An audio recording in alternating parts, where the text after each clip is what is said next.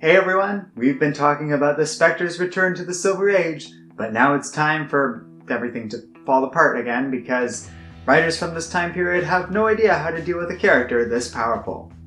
Before we begin, be sure to subscribe to Comic Island for more in-depth history concerning comic books. Following the Spectre's foray with Psycho Pirate, the spirit was pulled into a hell dimension called Gampo with a boy from Gateway City named Billy. They were attacked by the demon that brought them to this dark domain, a being called Nawor, who the Spectre defeated by clubbing the creature with a giant shoe and tied him up in twine. The Spectre and Billy made their way through an astral plane that brought them into conflict with a group of pilgrims that worshipped and managed to free Nawor, and the cult summoned the demon to Earth. Working with Billy and Jim Corrigan, the Spectre was able to forever banish Nawor back to Gampo. The Spectre then told Corrigan a bedtime story about the two of them battling a ghost of a criminal named Frankie Barron, who tried to rob a large sum of money only to die in the process, and ended up haunting the money. This story helped Corrigan fall asleep, but it is unclear if the adventure ever actually happened or if the Spectre just made it up. Not long after this, the Spectre went on a particularly harrowing adventure, the exact details of which he never revealed to anyone, but it left him particularly exhausted, and in desperate need to return to Jim Corrigan's body to regenerate, as he would sometimes need to do back in this time period. However, at the moment, Corrigan was pinned down by a number of crooks, who had him at gunpoint. Jim had been awake for 48 hours, and like the Spectre, was very tired.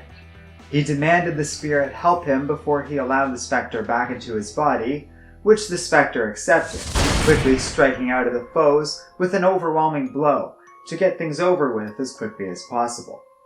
The Spectre then re-entered Corrigan's body, and the two left, so exhausted they failed to notice that the Spectre accidentally hit and almost killed an innocent person in his rushed attack. That night, the Spectre was ripped out of Corrigan's body and brought to the gates of heaven, where he was called out by the presence for his impatience, and what it determined was all too human behavior.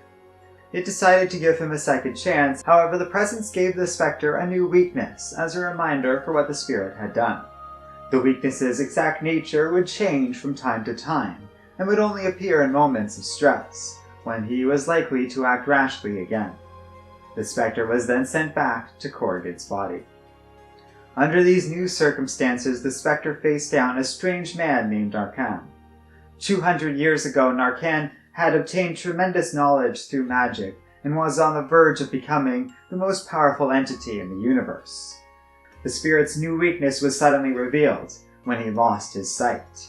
Fortunately, the Spectre was able to rely on psychic energies, and by concentrating carefully, he was able to defeat Narcan, though to the Spectre he was known only as the Evil One.